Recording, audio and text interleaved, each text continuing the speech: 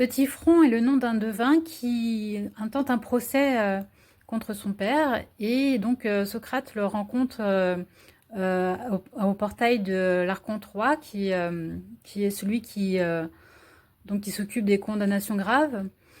Socrate lui est convoqué pour sa propre condamnation. Donc même si cette lecture est éditée dans les premiers dialogues, je pense qu'on aurait pu également l'éditer pour tous les textes qui ont un lien avec le procès de Socrate. Alors, on en a fini avec Alcibiade et le nouveau texte, donc c'est Eutyphron ou de la piété, genre probatoire. Alors, Eutyphron, en fait, c'est un homme de religion et donc Socrate va l'interroger. C'est toujours ce style de dialogue. C'est encore écrit sous forme théâtrale, avec le nom de celui qui parle et sa réplique. Alors, Eutyphron, qu'y a-t-il de nouveau, Socrate, que tu as délaissé tes séances du lycée pour venir ici aujourd'hui, près du portique royal? Tu n'as pas, comme moi, je pense, de procès pendant devant l'Archonte roi. Alors oui, je pense en fait, il a déjà été accusé d'impiété, Socrate, et pourquoi il est au portique royal, c'est parce que c'est là où se passent certaines actions du jugement. Alors, tu n'as pas, comme moi, je pense, de procès devant l'Archonte roi. Socrate. Ce n'est pas précisément ce qu'on appelle à Athènes un procès. C'est une affaire d'État. Eutyphron. Que dis-tu? C'est toi qu'on accuse apparemment, car pour toi, je ne croirais jamais que tu accuses personne. Socrate. Non, en effet. Eutyphron. Alors c'est toi qu'on accuse? Socrate. Oui. Eutyphron. Qui est ton accusateur? Socrate.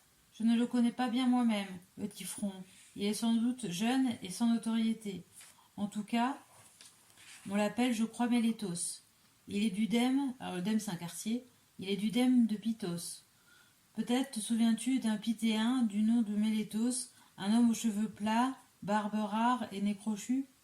Eutyphron. Non, je n'en ai pas idée, Socrate. Mais enfin, quelle accusation a-t-il portée contre toi? Socrate. Quelle accusation? Une accusation qui dénote un certain mérite, car le fait de s'être rendu compte à son âge d'une affaire si importante n'est pas d'un homme ordinaire. Ce jeune homme, en effet, d'après ce qu'il déclare, sait de quelle façon on corrompt les jeunes gens et qui sont ceux qui les corrompent. Il y a des chances que ce soit un sage.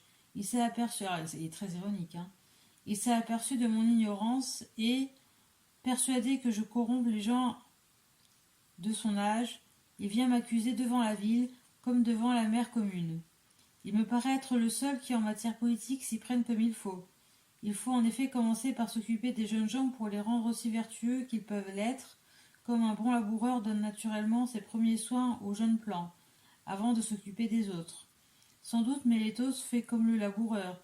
Il commence le nettoyage de la cité par nous, qui corrompons la jeunesse qui pousse, comme il dit. Quand il aura fait cela, nul doute qu'il n'étende ses soins aux plus vieux et que l'État ne lui doive des biens sans nombre et du plus haut prix. On ne peut attendre moins d'un homme qui a si bien commencé. Eutyphron. Je le voudrais, Socrate, mais j'ai peur que ce ne soit le contraire qui arrive. Il me semble tout bonnement à moi qu'en cherchant à te faire du mal, il attaque, dès son début, la cité dans ses œuvres vives. Et maintenant, dis-moi, que fais-tu d'après lui qui corrompt la jeunesse? Socrate. Des choses qui paraissent étranges à première vue, mon admirable ami. Il prétend que je suis un faiseur de dieux, et c'est parce que je fais des dieux nouveaux et que je ne reconnais pas les anciens, c'est pour ces raisons, dit-il, qu'il m'a intenté cette accusation. Eutyphron. J'entends, Socrate, c'est à cause de cette voix divine que tu déclares entendre en toutes circonstances. Ainsi, c'est comme novateur en matière de religion qu'il t'a intenté cette accusation. C'est pour cela qu'il vient te calomnier devant le tribunal. Il sait avec quelle facilité la foule accueille ce genre de calomnie. Moi-même, quand je parle de religion dans l'assemblée et que je leur prédis ce qui doit arriver, ils me prennent pour un fou et se moquent de moi. Et cependant, il n'y a pas un mot qui ne soit vrai dans les prédictions que je leur ai faites. Mais ils sont jaloux de tous les gens de notre sorte. Dès lors, ne nous laissons pas troubler par eux et faisons tête. Socrate.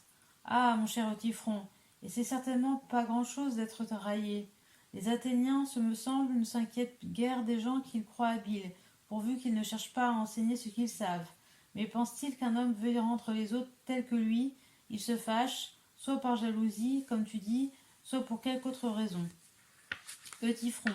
Quant à cela, je ne suis pas du tout curieux d'éprouver les sentiments qu'ils ont pour moi.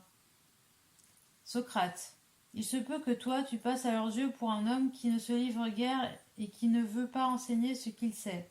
Mais moi, je crains, vu mon amour pour les hommes, qu'ils ne soient convaincus que je prodigue sans retenue à tout le monde ce que je sais, et cela sans demander de salaire, mais en payant même de bon cœur, s'il le fallait pour me faire écouter.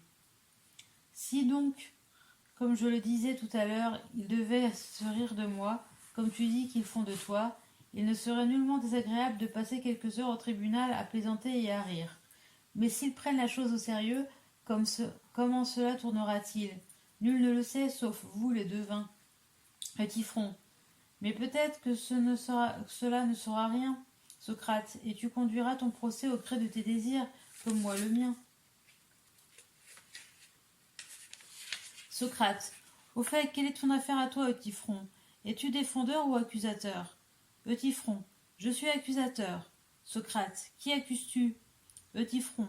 Quelqu'un de tel qu'on va me prendre encore pour un fou. Socrate. Quoi donc? Poursuis-tu quelqu'un qui ait des ailes? Eutyphron. Il s'en faut de beaucoup. C'est justement un vieillard très âgé. Socrate. Qui est-ce? Eutyphron. C'est mon père. Socrate. Ton père, mon excellent ami? Eutyphron. Oui, lui. Socrate. Sur quel grief? De quoi l'accuses-tu? Eutyphron. D'homicide, Socrate. Socrate. Ô Héraclès, certainement, Eutyphron. La foule ignore ce qu'est la justice, car je n'imagine pas que le premier venu puisse être juste en faisant ce que tu fais. Il faut être pour cela déjà avancé en sagesse. Eutyphron. Oui, par Zeus, il faut l'être, Socrate. Socrate. Mais est-ce un de tes parents que ton père a tué? Évidemment, n'est-ce pas? Car tu n'irais pas, je pense, l'assigner pour meurtre à cause d'un étranger. Eutyphron. Tu es ridicule, Socrate, de croire qu'il faille distinguer si le mort est un étranger ou un parent, alors qu'il n'y a qu'une chose à observer, à savoir si celui qui a tué justement ou injustement. Si c'est justement, il faut le laisser tranquille, sinon le poursuivre. Partagea-t-il notre foyer et notre table? Car la souillure est égale si tu vis avec lui, connaissant son crime, et si tu ne te purifies pas, toi et lui, en le poursuivant en justice. Au fait, la victime était un de mes ouvriers, et comme nous étions cultivateurs à Naxos, il y travaillait à nos gages. Or, un jour qu'il avait bu à l'excès, il s'emporta contre un de nos serviteurs et lui coupa la gorge. Là-dessus, mon père lui fait lier les pieds et les mains et le jette dans une fosse. Puis il envoie ici demander à l'exégète ce qu'il fallait faire. En attendant, il ne s'inquiéta plus de l'homme qu'il avait lié et l'abandonna comme un assassin, dont la mort même était sans conséquence. Or il mourut en effet. La faim, le froid, les liens le firent succomber avant que l'envoyé revînt de chez l'exégète. Et c'est justement à propos de cela que mon père et mes autres parents s'indignent qu'au nom de l'assassin, j'intente à mon père une action pour meurtre. Alors que, disent-ils, il n'a pas tué, et que, si à la rigueur il a tué, la victime étant un assassin, il n'y a pas lieu de s'en inquiéter, parce que c'est une impiété de la part d'un fils de poursuivre son père pour meurtre. Ils ne savent pas bien, Socrate, ce qui est pieux et ce qui est impie au jugement des dieux. Socrate. Mais toi, Typhon, au nom de Zeus, crois-tu connaître assez exactement ce que sont les lois divines et la piété et l'impiété pour ne pas craindre les choses s'étant passées comme tu le racontes, de commettre à ton tour une impiété en faisant un procès à ton père? Eutyphron. Je ne serais bon à rien, Socrate, et Eutyphron ne se distinguerait en rien du commun des hommes si je ne savais pas exactement tout cela. Socrate.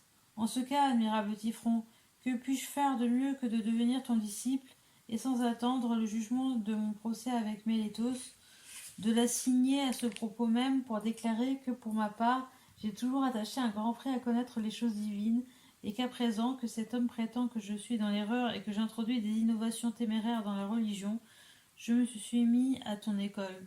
Je pourrais lui dire alors, si tu conviens, Mélétos, que Typhon est savant en ces matières, admets que moi aussi j'ai des opinions saines, et renonce à me poursuivre, sinon assigne-le, lui, le maître, avant de m'assigner, moi par la raison qu'il corrompt les vieillards, moi et son père, moi par ses leçons, son père par ses admonestations et la punition qu'il demande contre lui.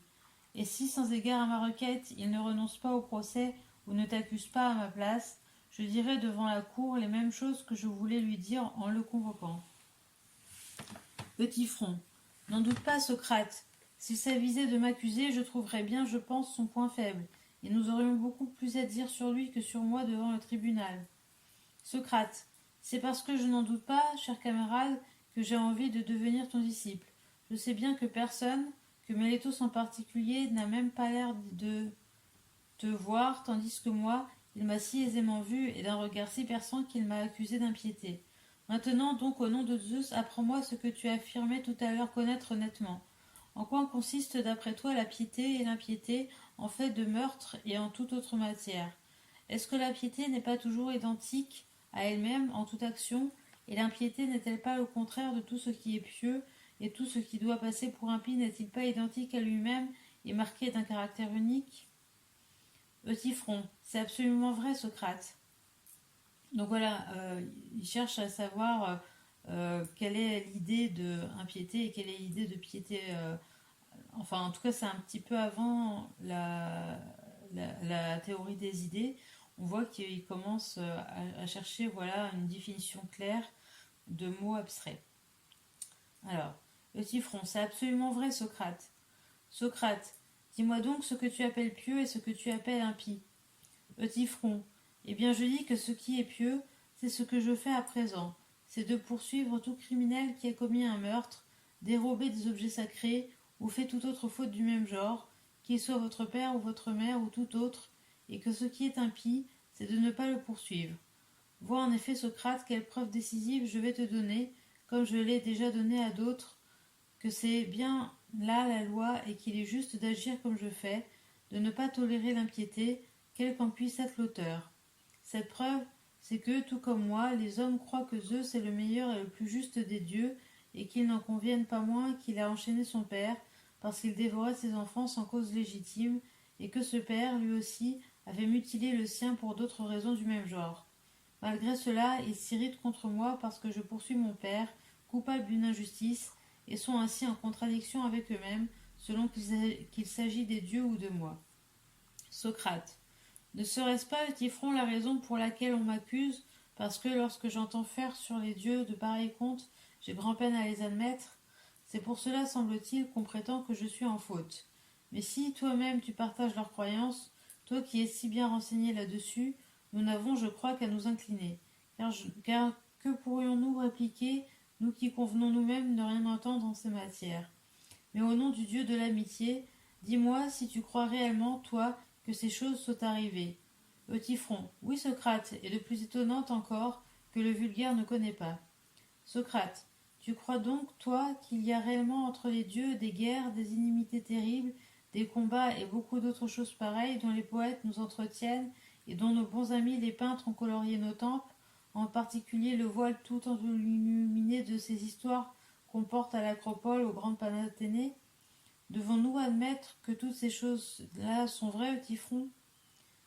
Eutyphron, non pas seulement celle-là, Socrate, mais beaucoup d'autres encore dont je te parlais à l'instant et que je te raconterai sur les dieux si tu veux.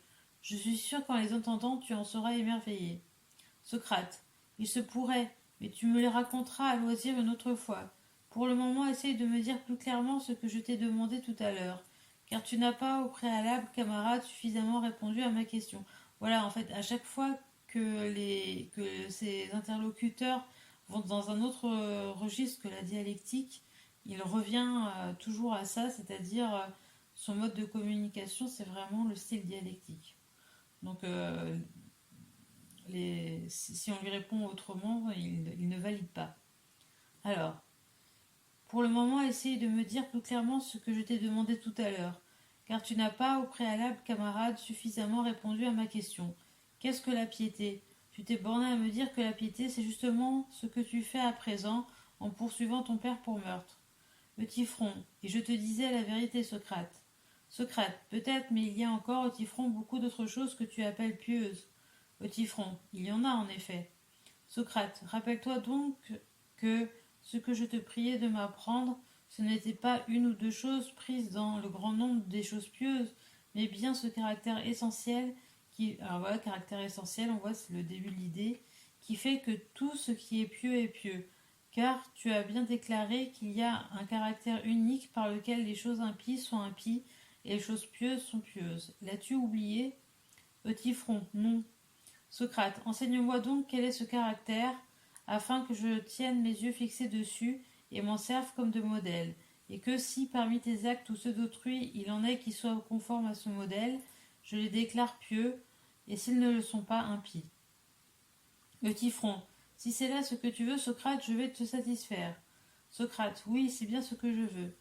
Petit front, eh bien donc, ce qui est cher aux dieux est pieux, et ce qui ne leur est pas cher est impie. Socrate, à merveille, petit front, tu viens de me faire la réponse que je te demandais. Est-elle juste? Je ne le sais pas encore, mais tu vas certainement démontrer que ce que tu avances est vrai. Petit front, certainement. Socrate, allons maintenant, soumettons à l'examen ce que nous disons. Une chose et un homme cher aux dieux sont pieux. Une chose et un homme haï des dieux sont impies. Et la piété et l'impiété ne sont pas la même chose. Mais elles sont tout à fait opposées l'une à l'autre, n'est-ce pas? Petit front, assurément. Socrate, et cela paraît bien dit. Petit front, je le crois, Socrate, c'est en effet bien dit. Socrate, mais n'a-t-il pas été dit aussi, petit front, que les dieux se divisent et sont en désaccord les uns avec les autres, et qu'il y a parmi eux des haines mutuelles? Petit front, ça a été dit, en effet. Socrate, mais ces haines et ces colères, sur quoi roulent les différents qui les produisent? Examinons la question de cette manière. Si nous disputions, si nous nous disputions, toi et moi, à propos de nombre, sur la plus grande de deux quantités, ce différend nous rendrait-il ennemis et nous fâcherions-nous l'un contre l'autre, ou bien, nous mettant à compter, ne serions-nous pas vite d'accord sur un tel sujet? Petit front, certainement. Socrate, et si nous disputions sur le plus ou le moins de grandeur d'un objet, ne mettrions-nous pas vite un terme à notre différend en recourant à la mesure? Petit front, c'est vrai. Socrate, et s'il s'agit... Alors voilà, essayer de faire une comparaison entre les mathématiques et les questions existentielles qui posent sur des mots. Voir si on peut se mettre d'accord aussi facilement. Alors, petit front, c'est vrai. Socrate, et s'il s'agissait d'un poids plus ou moins lourd, nous n'aurions, je pense, qu'à recourir à la balance pour nous mettre d'accord. Petit front, sans doute. Socrate, quel est donc le sujet de dispute impossible à régler qui pourrait susciter entre nous la haine et la colère? Peut-être ne l'aperçois-tu pas tout de suite. Écoute-moi donc et vois si ce ne serait pas le juste et l'injuste, le beau et le laid, le bien et le mal.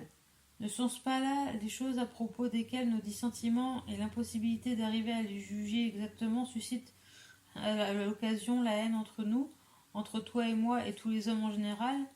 Petit front. Oui, Socrate, c'est bien cela qui nous divise, en voilà les causes. Socrate. Et les dieux, Tifron, s'il est vrai qu'ils soient en désaccord sur quelques points, n'est-ce point pour ces raisons mêmes qu'ils le sont? Tifron. Cela est de toute nécessité. Socrate. Par conséquent, mon noble Tifron, les dieux aussi, d'après ce que tu dis, sont divisés sur le juste et l'injuste, sur le beau et le laid, sur le bien et le mal, car il n'y aurait pas de dissension entre eux s'ils n'étaient pas en désaccord sur ces sujets, n'est-ce pas vrai? Tifron, tu as raison. Socrate. Alors ce que chacun d'eux juge beau, bon et juste, est aussi ce qu'il aime, tandis qu'il déteste le contraire. Est aussi ce qu'il aime, tandis qu'il déteste le contraire. Tifron, certainement. Socrate. Et ce sont les mêmes choses à ce que tu dis que les uns trouvent juste et les autres injustes. Et c'est parce qu'ils contestent sur ces choses qu'ils sont divisés et se font la guerre, n'est-ce pas cela? Tifron. C'est bien cela. Socrate. Ce sont les mêmes choses, semble-t-il, qui sont haïes et aimées des dieux, les mêmes choses qui sont odieuses et chères aux dieux. Tifron. Il paraît. Socrate. Et alors les mêmes choses sont à la fois pieuses et impies? Tifron, d'après ce raisonnement. Tifron. Cela se pourrait. Socrate. Tu n'as donc pas répondu à ma question, merveilleux Tifron, car je ne te demandais pas ce qui est à la fois pieux et impie, ce qui est cher aux dieux étant aussi, paraît-il, agréable aux dieux. Ainsi, Tifron, il n'y aura rien d'étonnant qu'en punissant ton père comme tu le fais à présent, ta conduite soit agréable à Zeus, mais aux dieux, à Chronos et à Ouranos, agréable à Héphaïstos, mais odieuse à Héra, et de même à l'égard des autres dieux, si l'un d'eux est en désaccord avec un autre sur ce point. Eutyphron. Mais je pense, Socrate, qu'aucun des dieux n'est en désaccord avec un autre sur ce point, et qu'aucun ne prétend que celui qui a tué injustement ne doit pas être puni. Socrate. Et les hommes, Eutyphron, en as-tu jamais entendu contester que celui qui a tué injustement ou qui commet quelque autre injustice doit être puni? Eutyphron. Au contraire, ils ne cessent pas de le contester partout et en particulier dans les tribunaux. Ils commettent injustice sur injustice et ils font et disent tout ce qu'ils peuvent pour éviter d'être punis. Socrate. Conviennent-ils aussi qu'ils sont coupables, Eutyphron, et s'ils en conviennent, soutiennent-ils néanmoins qu'ils ne doivent pas être punis? Eutyphron. Cela non. Socrate. Ils ne font et ne disent donc pas tout ce qu'ils peuvent, car il y a, je crois, une chose qu'ils n'osent pas dire, c'est que s'ils sont coupables, ils ne doivent pas être punis. Cela, ils ne le contestent pas. Ce qu'ils disent, je suppose, c'est qu'ils ne sont pas coupables, n'est-ce pas? Eutyphron. Si. Socrate. S'ils contestent, ce n'est donc pas pour soutenir que le coupable ne doit pas être puni. Le sujet du débat est, ce me semble, de savoir qui est le coupable, ce qu'il a fait et à quel moment. Eutyphron. C'est la vérité. Socrate. N'en est-il pas de même chez les dieux, s'il est vrai qu'ils soient divisés sur les questions de justice et d'injustice, comme tu le dis, et que les uns prétendent que d'autres leur font tort, tandis que les autres le nient, car il est certain, mon admirable ami, que personne, ni Dieu ni homme, n'a le front de soutenir que le coupable ne doit pas être puni. Eutyphron. Oui, tu as raison sur ce point, Socrate, au moins en général. Socrate.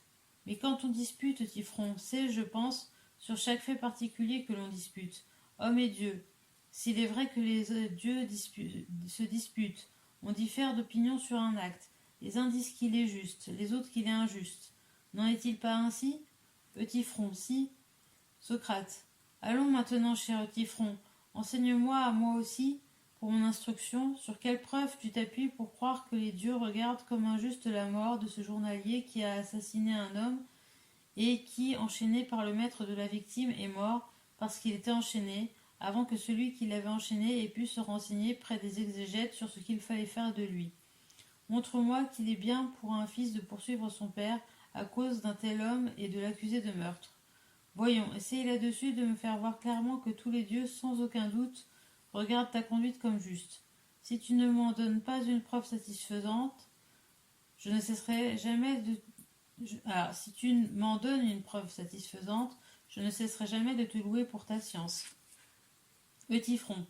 Ce n'est peut-être pas une petite affaire, Socrate.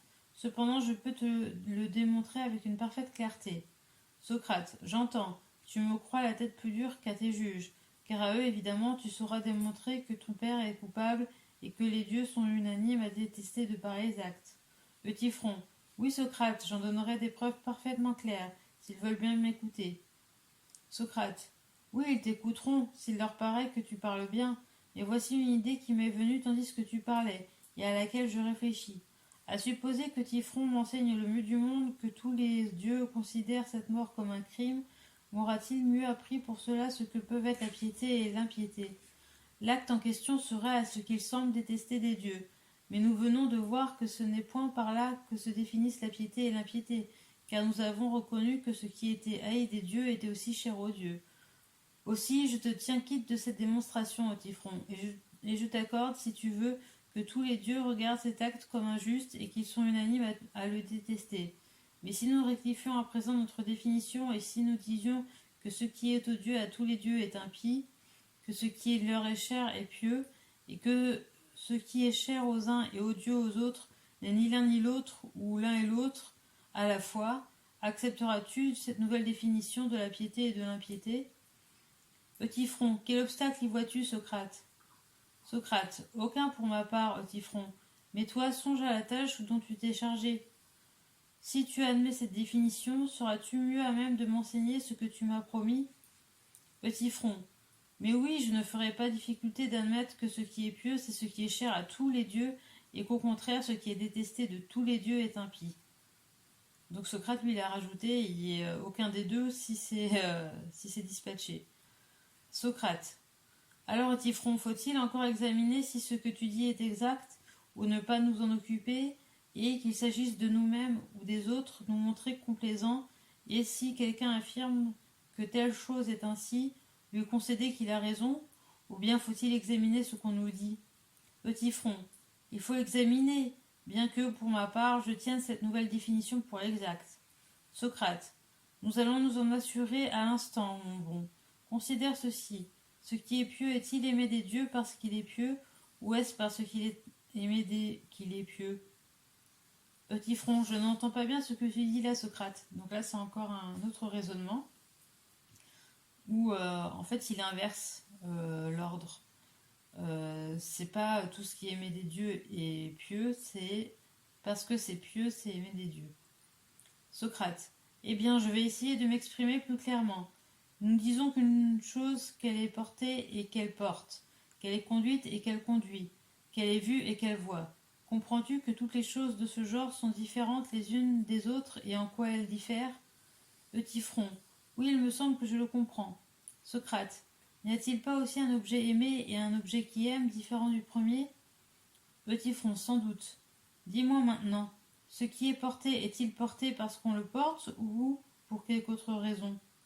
Petit front. Non, c'est parce qu'on le porte.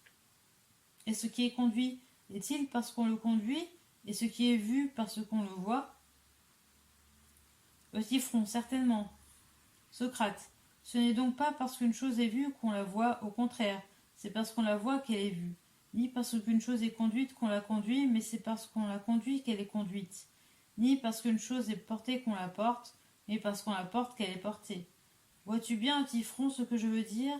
Je veux dire que si une chose est produite ou subit une action, ce n'est point parce qu'elle est en train de se produire qu'elle est produite, mais c'est parce qu'elle se produit qu'elle est en train de se produire. Et que ce n'est pas parce qu'elle est en train de subir qu'elle subit, mais c'est parce qu'elle subit qu'elle est en train de subir.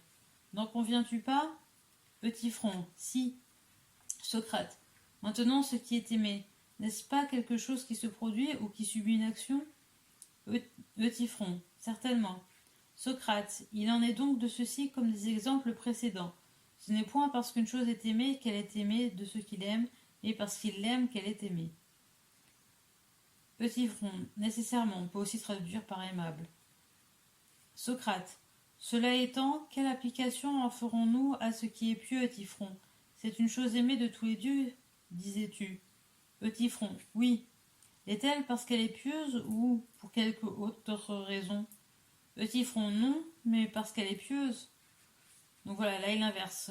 Il dit plus les choses pieuses sont aimées des dieux. Il dit parce que les dieux aiment cette chose. Non, justement c'est l'inverse. Il dit parce qu'elle est pieuse, les dieux aiment cette chose. Alors Socrate. C'est donc parce qu'elle est pieuse qu'elle est aimée, et ce n'est pas parce qu'elle est aimée qu'elle est pieuse. Petit front. Il le semble? Socrate. Mais c'est précisément parce que les dieux l'aiment qu'elle est aimée et chère aux dieux. Petit front. Sans doute. Socrate. Dès lors, chère aux dieux et pieux ne sont pas identiques. Petit front. Et ce qui est pieux ne se confond pas avec ce qui est cher aux dieux, comme tu le prétends. Et ce sont deux choses différentes. Petit front. Comment cela, Socrate? Socrate. Parce que nous sommes tombés d'accord que ce qui est pieux est aimé parce qu'il est pieux, et n'est pas pieux parce qu'il est aimé. N'est-ce pas vrai? Petit front. Si. Socrate. Et qu'au contraire, ce qui est cher aux dieux leur est cher parce qu'ils l'aiment, en raison même de leur amour, et que s'ils l'aiment, ce n'est point parce qu'il leur est cher. Petit front. C'est vrai. Socrate. Supposons au contraire, cher le Tryphon, que ce qui est cher aux dieux et ce qui est pieux soient identiques. En ce cas, si ce qui est pieux était aimé parce qu'il était pieux, ce qui est cher aux dieux aussi leur serait cher parce qu'il serait aimé. Mais si ce qui est cher aux dieux leur était cher parce qu'il serait aimé d'eux, ce qui est pieux aussi le serait parce qu'il serait aimé. Mais tu vois qu'il en est autrement et qu'ils sont tout à fait différents l'un de l'autre. L'un est sujet à être aimé parce qu'on l'aime, l'autre est aimé parce qu'il est dans sa nature de l'être. Il semble donc, petit front, que prier de me définir la piété, tu ne veux pas m'en découvrir l'essence, et que tu te bornes à me citer quelque chose d'accidentel à cette vertu, qui est d'être aimée par tous les dieux. Quant à ce qu'elle est en elle-même, tu ne l'as pas encore dit. Voilà, pour revenir à l'exemple, est-ce que l'acte d'accuser son père parce qu'il a commis un homicide, est-ce que c'est pieux ou pas, en dehors du fait que c'est aimer des dieux? Parce que c'est pieux. que les dieux l'aiment, et pas l'inverse.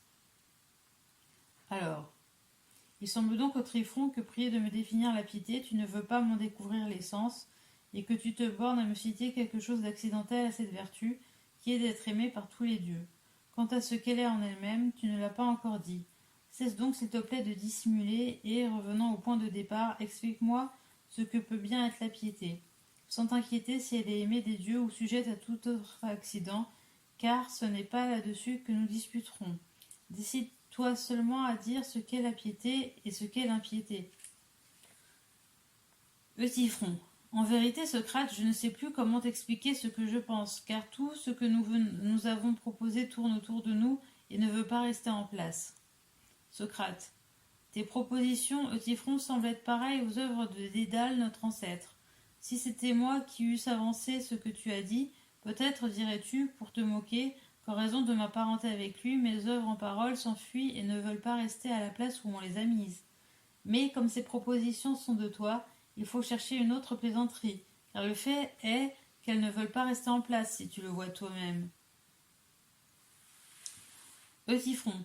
Je vois au contraire assez bien que c'est justement la plaisanterie qui s'applique à nos propos, car cette instabilité qui les empêche de rester en place, ce n'est pas moi qui la mets en eux, mais c'est toi qui me paraît être le Dédale.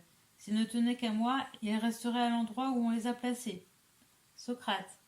Il paraît alors, camarade, que je suis plus habile dans mon art que ce fameux artiste. Lui ne communiquait le mouvement qu'à ses œuvres. Moi, je le donne apparemment à celles des autres comme aux miennes. Et ce qu'il y a de plus curieux dans mon art, c'est que j'y suis habitué sans le vouloir. Je voudrais que mes propos fussent fixes et stables, et je préférerais cela au trésor de Tantale ajouté à l'habileté de Dédale. Mais en voilà assez là-dessus.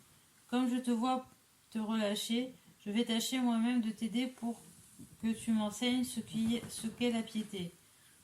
Ne te décourage pas d'avance. Vois un peu si tu ne crois pas nécessaire que tout ce qui est pieux soit juste. Petit front, je le crois. Socrate. Mais tout ce qui est juste est-il pieux aussi? Ou bien le pieux est-il toujours juste, tandis que le juste n'est pas toujours pieux, une partie seulement du juste étant pieux et le reste autre chose? Petit front, je ne suis pas bien tes distinctions, Socrate. Socrate. Tu es pourtant plus jeune que moi et en cela tu m'es supérieur autant qu'en savoir. Mais, comme je l'ai dit, ta richesse en savoir t'ôte le courage. Allons, bienheureux homme, fais un effort. Il n'y a pas la moindre difficulté à comprendre ce que je dis. Je dis précisément le contraire de ce qu'avance le poète qui a composé ces vers. Il ne veut pas mettre en cause Dieu ce qu'il a fait et qui est l'auteur de tout cela, car là où est la crainte est aussi le respect. Mon opinion là-dessus diffère de celle du poète. Te dirais-je en quoi? Euthyphron, oui, certes. Socrate, il ne me paraît pas vrai que là où est la crainte, là soit aussi le respect, car beaucoup de gens qui craignent les maladies, la pauvreté et beaucoup d'autres maux pareils me paraissent bien avoir de la crainte, mais aucun respect pour ce qu'ils craignent. N'es-tu pas de cet avis? Euthyphron, si fait. Socrate, au contraire, là où est le respect, là est aussi la crainte.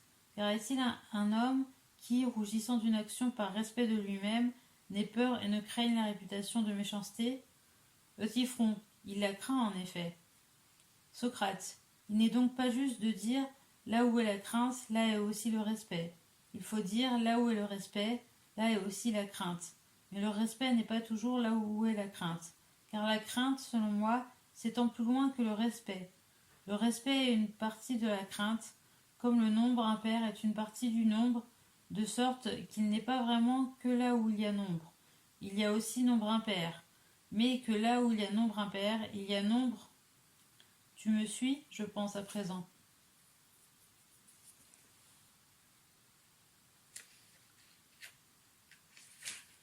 Petit front, oui. Socrate.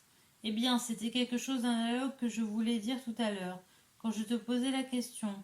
Est-ce que là où il y a justice, il y a aussi piété? Ou bien est-il vrai que là où il y a piété, il y ait aussi justice, mais que la piété ne soit pas partout où est la justice, car la piété est une partie de la justice. Pouvons-nous le dire ou faut-il parler autrement? Euthyphron, non, disons-le, car tu me parais avoir raison. Socrate. Prends garde à présent à ce qui s'ensuit. Si la piété est une partie de la justice, il nous faut dès lors, semble-t-il, découvrir quelle partie de la justice peut être la piété. Si tu m'avais demandé à propos de l'une des choses que j'ai mentionnées tout à l'heure, par exemple, quelle partie du nombre est le père et quelle sorte de nombre c'est, je t'aurais répondu que c'est celui qui se décompose, non pas en parties inégales, mais en deux parties égales. Es-tu d'accord avec moi? Petit front, oui. Socrate. Essaye donc à ton tour de m'enseigner de la même façon quelle partie de la justice est la piété, afin que nous puissions signifier à Mélétos de renoncer à nous faire du mal en nous accusant d'impiété, vu qu'à présent nous avons été dûment instruits par toi de ce qui est pieux et saint et de ce qui ne l'est pas. Petit front. Eh bien, Socrate, voici mon opinion. C'est que la partie de la justice qui est pieuse et sainte est celle qui concerne les soins dus aux dieux, et que ce qui regarde les soins que les hommes se rendent entre eux forme la partie qui reste de la justice. Socrate. Voilà qui me paraît bien dit, Eutyphron. Cependant, il y a encore un petit point qui demande à être éclairci. Je ne comprends pas encore ce que tu entends par soin. Tu ne veux sans doute pas dire qu'on rend aux dieux les mêmes soins qu'on rend à tous les autres êtres. Nous disons par exemple dans le sens usuel, tout le monde ne s'entend pas à soigner les chevaux. C'est l'affaire du palefrenier, n'est-ce pas vrai? Petit front, si. Socrate. Et en effet, l'art du palefrenier a pour objet le soin des chevaux. Petit front, oui. Socrate. Tout le monde ne s'entend pas non plus à soigner les chiens. C'est l'affaire du veneur. Petit front, c'est vrai. Socrate. Et en effet, l'art du veneur a pour objet le soin des chiens. Petit front, oui. Socrate. Et celui du bouvier, le soin des bœufs. Petit front, certainement. Socrate. Et la sainteté et la piété consistent dans le soin des dieux, petit front. C'est bien là ce que tu dis? Petit front, oui. Socrate. Or, est-ce que tous les soins n'ont pas le même objet? Je veux dire qu'ils visent tous au bien et à l'utilité de celui qui est soigné. Tu vois par exemple que les chevaux soignés par l'art du palefrenier en tirent profit et deviennent meilleurs. N'est-ce pas ton avis? Petit front, si. Socrate. De même, les chiens profitent de l'art du veneur, les bœufs de celui du bouvier et tout le reste de même. Ou bien penses-tu que les soins visent à nuire à celui qui en est l'objet? Petit front, non par Zeus. Socrate, ils visent donc à lui être utiles. Petit front, sans doute. Socrate. Cela étant, est-ce que la piété qui est le soin des dieux profite aussi aux dieux et les rend meilleurs? Et toi, es-tu prêt à reconnaître que quand tu fais un acte de piété, tu rends meilleur quelqu'un des dieux? Eutyphron, non par Zeus. Socrate, moi non plus, Eutyphron, je ne crois pas que tu le penses, loin de là. C'est justement pour cela que je t'ai demandé à quel soin des dieux tu voulais parler, bien persuadé que tu ne voulais pas parler de soins de ce genre. Eutyphron, et tu avais raison, Socrate, ce n'est pas de soins de ce genre que je parle. Socrate, bon, mais alors qu'est-ce que c'est que ce soin des dieux qui constitue la piété? Eutyphron, c'est exactement, Socrate, celui que les esclaves rendent à leur maître. Socrate, j'entends, c'est apparemment une sorte de service des dieux. Eutyphron, exactement. Socrate, maintenant pourrais-tu me dire à propos des serviteurs des médecins ce que leur service tend à produire? N'est-ce pas à ton avis la santé? Eutyphron, si. Socrate, et les serviteurs des constructeurs de vaisseaux, qu'est-ce que leur service vise à produire? Eutyphron, évidemment un vaisseau, Socrate. Socrate, et celui des serviteurs des architectes, une maison, n'est-ce pas? Eutyphron, oui. Socrate, dis-moi maintenant, excellent homme, à propos des serviteurs des dieux, ce qu'ils veulent réaliser en les servant. Il est évident que tu le sais puisque tu prétends connaître les choses divines mieux que personne au monde. Eutyphron, et c'est la vérité, Socrate. Socrate, dis-moi donc au nom de Zeus quel peut être ce merveilleux résultat que les dieux obtiennent grâce à notre service. Eutyphron, ils en obtiennent beaucoup et de beaux. Socrate, les stratèges aussi, cher ami. Néanmoins, tu pourrais aisément les résumer en disant qu'ils obtiennent la victoire à la guerre, n'est-ce pas? Eutyphron, sans contredit. Socrate, les laboureurs aussi, je pense, obtiennent de nombreux et beaux résultats. On peut dire pourtant que l'essentiel de leur travail est de tirer de la nourriture de la terre. Eutyphron, c'est juste. Socrate, et les nombreux et magnifiques résultats obtenus par les dieux, en... et les nombreux et magnifiques résultats obtenus par les dieux, en quoi se résument-ils? Eutyphron, il n'y a pas longtemps que je te l'ai dit, Socrate. Ce serait une trop longue tâche de s'instruire exactement de ce qu'il est de tout cela. de ce qu'il en est de tout cela. Toutefois, je puis te dire simplement que, si l'on sait dire et faire ce qui est agréable aux dieux en priant et en sacrifiant, c'est en cela que consiste la piété. C'est par là que se conservent les familles des particuliers et les communautés des citoyens. Le contraire de ce qui est agréable aux dieux est impie, et c'est ce qui renverse et perd tout. Socrate. En vérité, Eutyphron, si tu l'avais voulu, tu aurais pu me résumer beaucoup plus brièvement ce que je te demandais. Mais tu ne mets guère de zèle à m'instruire, je le vois. Tu étais à l'instant sur le point de le faire et tu t'es dérobé. Si tu avais répondu à ma question, j'étais grâce à toi suffisamment instruit sur la piété. Présentement donc, car il faut que l'amant suive l'objet de son amour partout où il le conduit, voyons quelle est ta nouvelle définition de l'acte pieux et de la piété. Alors en fait, ils disent l'amant, mais parce que, enfin moi il me semble que érotas ou un truc comme ça peut, érotao c'est demander aussi. Donc ça peut, il y a peut-être un jeu de mots entre celui qui aime et celui qui demande. Ça se dit presque pareil. Voyons quel est, donc de celui qui demande, suit partout celui qui le conduit. Voyons quelle est ta nouvelle définition de l'acte pieux et de la piété. N'est-ce pas une sorte de science des sacrifices et des prières? Eutyphron, si. Socrate. Sacrifier, n'est-ce pas faire des présents aux dieux et prier, leur demander quelque chose? Eutyphron, c'est cela même, Socrate. Socrate. En conséquence, la piété serait, d'après ce raisonnement, la science des demandes et des présents à faire aux dieux. Eutyphron. Tu m'as parfaitement compris, Socrate. Socrate. C'est que je suis amoureux de ta science, cher ami, et que j'y donne toute mon attention. Aussi tes paroles ne tomberont pas à terre. Allons, dis-moi, en quoi consiste ce service des dieux? Saisis-tu à leur demander et à leur donner? Eutyphron, oui. Socrate.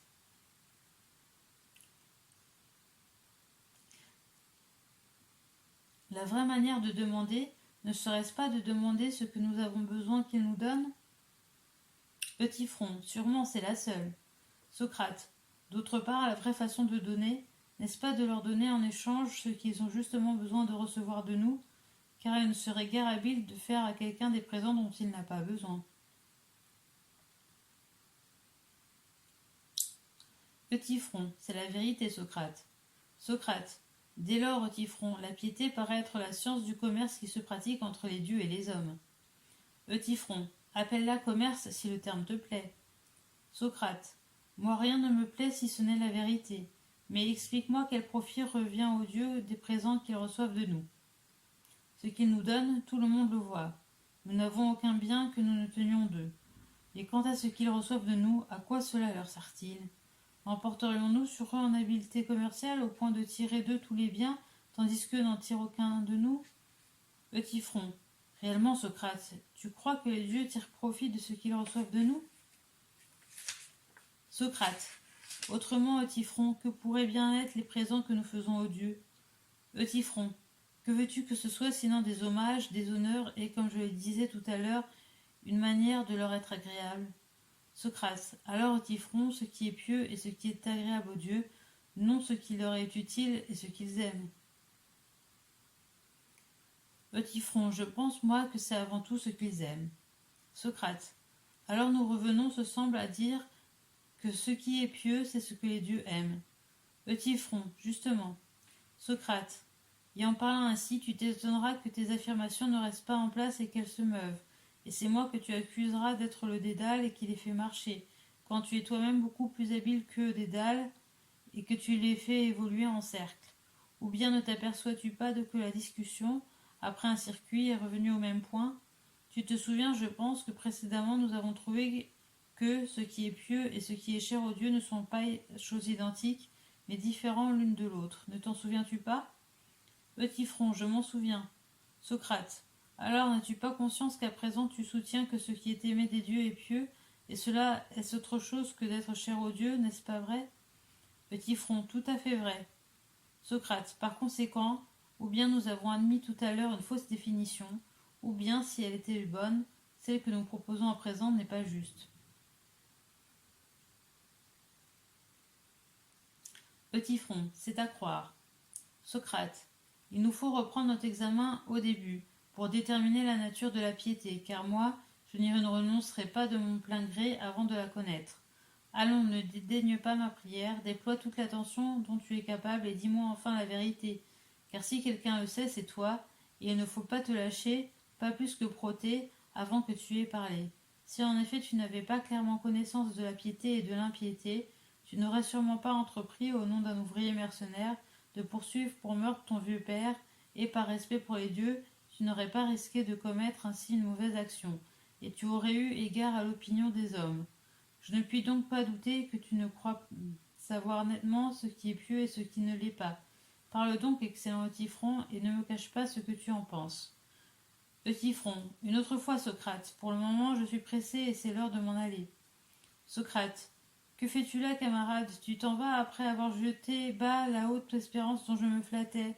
J'espérais en effet qu'après avoir appris de toi ce qui est pieux et ce qui ne l'est pas, je me débarrasserais de l'accusation de Mélétos en lui montrant qu'à présent je suis, grâce aux leçons de Typhon, savant dans les choses divines, que je n'improvise et n'innove plus en ces matières par ignorance, et que dorénavant je mènerai une vie plus sage. Voilà, donc c'est la fin du dialogue. Et donc on n'en arrive à aucune réponse puisque Socrate invalide à chaque fois les propositions de Typhon.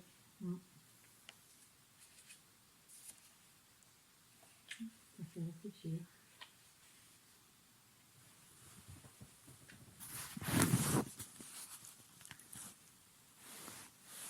Notice sur le Typhon. Le Typhon, pardon.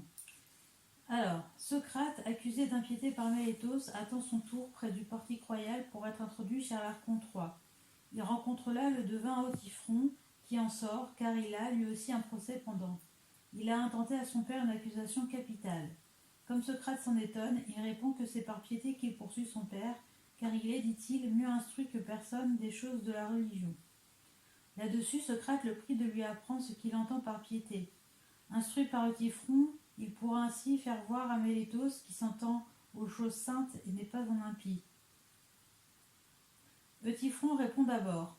La piété, c'est ce que je fais à présent, en poursuivant le meurtrier qu'est mon père. Je ne fais d'ailleurs en cela qu'imiter Zeus qui a enchaîné son père Cronos, et Cronos lui-même qui a mutilé le sien. Socrate ne croit pas à ces contes immoraux. Au reste, il repousse la définition d'Eutyphron parce qu'un cas particulier ne constitue pas une définition. Eutyphron en propose une autre. Ce qui est cher aux dieux est pieux, ce qui ne l'est pas est impie.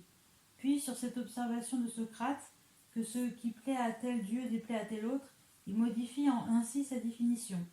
Ce qui plaît à tous les dieux est pieux, impie ce qui déplaît à tous les dieux. Alors Socrate lui prouve que ce n'est pas parce qu'elle plaît aux dieux qu'une chose est sainte ou pieuse, et que c'est parce qu'elle est pieuse qu'elle plaît aux dieux. Ce qu'est la piété en soi, voilà ce qu'il faut chercher. Eutyphron est découragé. De toutes les définitions qu'il a proposées, aucune n'est restée en place. Elles ont toutes pris la fuite, comme les œuvres de Dédale. Socrate, qui l'accuse d'avoir mis cette mobilité dans ses affirmations, s'amuse de sa déconvenue, puis l'aide à trouver une nouvelle définition qui est celle-ci. Le saint est une partie du juste. C'est la partie qui concerne le service des dieux. Il a même précisé un tiers et que c'était la piété. Émile Chambry le traduit par le saint, mais c'est la piété. Socrate, comme toujours, soumet cette définition à l'examen. Les services que les serviteurs rendent à leur maître tendent au profit du maître. Quel profit les dieux peuvent-ils retirer de nos services? Aucun. Comment faut-il donc comprendre ces soins à rendre aux dieux? Comme ceux que les esclaves pratiquent à l'égard de leur maître, répond Eutyphron. Mais, réplique Socrate, les esclaves aident leur maître à produire quelque chose. Qu'est-ce que les dieux produisent grâce à nos soins? Eutyphron, poussé à bout, déclare que ce serait trop long à expliquer et se rejette sur une définition qu'il a déjà donnée, savoir dire et faire ce qui est agréable aux dieux en priant et en sacrifiant. Voilà ce qui est pieux. Tu réduis donc, dit Socrate, la piété à la science des prières et des sacrifices, c'est-à-dire à un trafic entre les dieux et nous. Nous leur donnons pour en obtenir quelque chose, et en effet, ils nous donnent tous les biens. Mais que leur donnons-nous en échange? Des honneurs et des respects pour leur être agréable, répond Eutyphron. Nous voilà encore une fois revenus à notre point de départ. La piété consiste à être agréable aux dieux, mais nous en avons reconnu la fausseté. Pressé de s'expliquer, Eutyphron se dérobe et laisse Socrate sans réponse. Quel fut le dessein de Platon en écrivant cet ouvrage? Les avis sont partagés là-dessus. Les uns pensent qu'ils voulaient, comme dans d'autres dialogues socratiques, tels que le Lachès ou le Lysis, donner à ses lecteurs un modèle de discussion socratique et leur apprendre à conduire leurs pensées pour arriver à des définitions précises ou tout au moins à déblayer la route qui y conduit en écartant toutes les fausses opinions. Dans ce dialogue, en effet, comme dans le Lysis et d'autres, la discussion n'arrive pas à son terme et la définition reste à l'état d'ébauche. D'autres, comme Maurice Croiset, font de l'ouvrage une sorte d'appendice de l'apologie.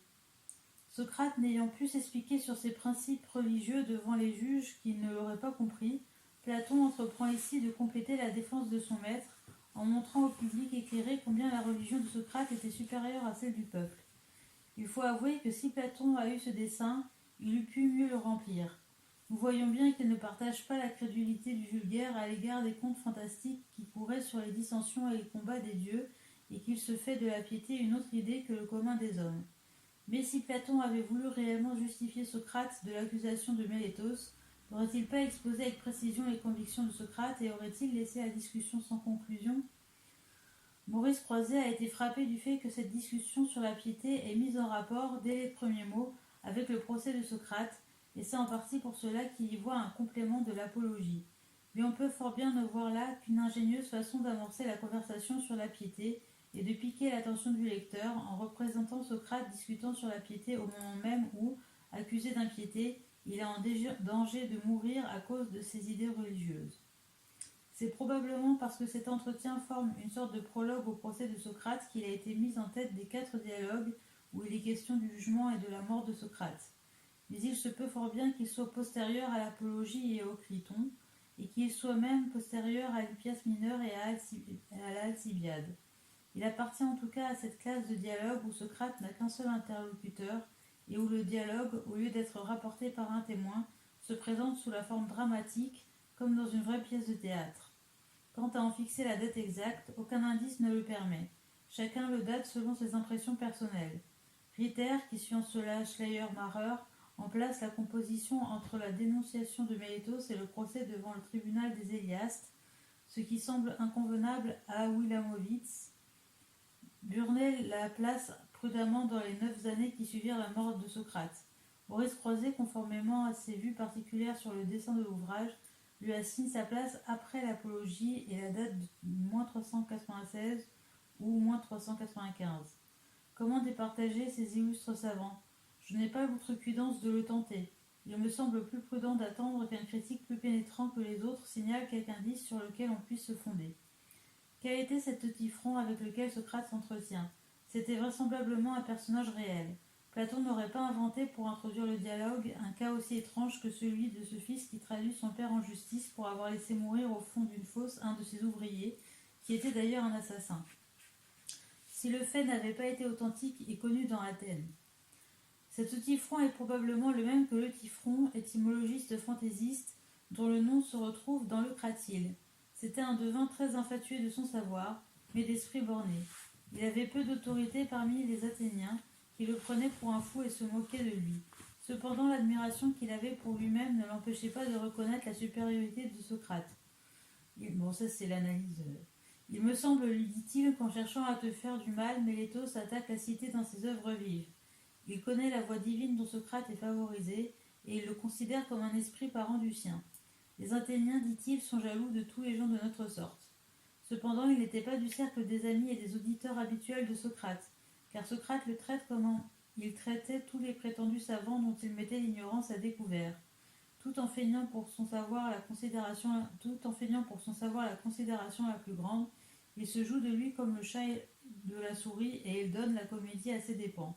Bon, moi, je suis pas sûre, parce que je pense qu'il était vraiment concerné par le fait de savoir ce qui est pieux ou pas. Je pense pas que c'était entièrement ironique. L'infatuation de Typhon, qui ne se dément jamais en dépit des échecs, la feinte admiration de Socrate pour son savoir, la dialectique serrée et subtile où il l'enserre et le force à confesser ses erreurs, l'étonnement de Typhon de voir toutes ses propositions s'enfuir comme les statues de Dédale, et à la fin le prétexte frivole par lequel il se dérobe à la discussion sont en effet les traits d'excellentes comédies qui font songer au provincial de Pascal. Voilà, moi je suis pas d'accord parce que je pense que c'est vraiment dramatique Et Eutyphron, je suis pas sûre qu'il ait été si nul que ça, mais apparemment, beaucoup de commentateurs de Platon pensent qu'il n'y a que des débats intellectuels et que Socrate gagne à chaque fois. Alors, donc c'est fini pour Eutyphron. Ensuite,